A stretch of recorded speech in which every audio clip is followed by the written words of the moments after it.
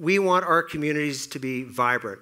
So in addition to the highest quality at the lowest appropriate cost, we want our communities to be strong in other ways. And I'll give you some statistics that I think will speak to our commitment to that.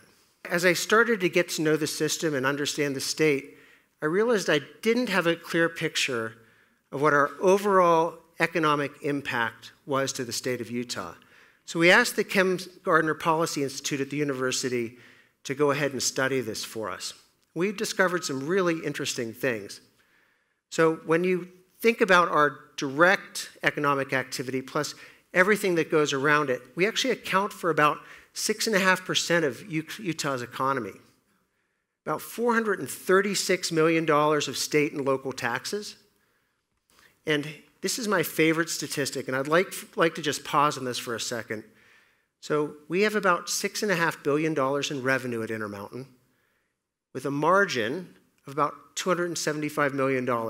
It's a lot of money, and it all gets plowed back into the community. Our charity care is 150% of what our margin is. So our margin is 275. We give back 420 to the communities in the form of charity care to people who are less fortunate. For me, that's about as good as it gets.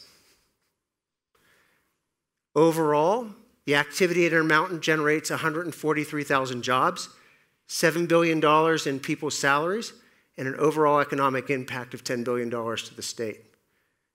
We feel both very responsible and very pleased to be able to do things of this sort that are good for our communities and the people who live here in Utah.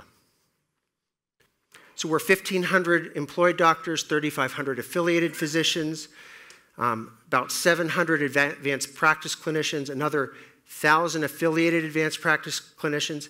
A third of the nurses in Utah work for us.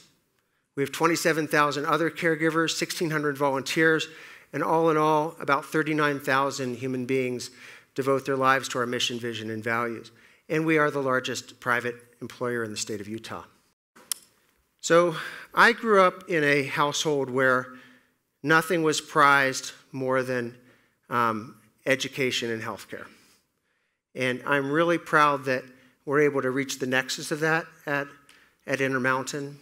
On a yearly basis, we commit about $36 million to the education of future caregivers, either by writing checks or in-kind activities. We trained almost 3,000 nursing students in our system last year. And we provide money to diversity candidates within nursing. And last year, 200 diversity candidates got financial support from us. This is very important as we seek to have a vibrant and diversified workforce and community. And then in the spirit of developing our caregivers, last year we spent $6.5 million on tuition reimbursement, helping our caregivers better themselves so they can better provide for the patients who are trusting us. I think all of us recognize that there's a really strong correlation between the economy and healthcare. And we believe that healthcare costs play a big role in the ability to attract jobs. As many of you know, Utah has the #1 ranked economy in the United States based on a number of different ranking systems, but specifically via Forbes. We also are the #1 economy for business, with several different references, including CNBC and the U.S. Chamber of Commerce. We think that actually that the healthcare costs here play a big role in that. So if you look at commercial insurance and you rank the 350 biggest cities in the United States, we have 3 cities in Utah that are amongst the lowest 10 cost per capita of any cities in the United States. We don't think that's an accident.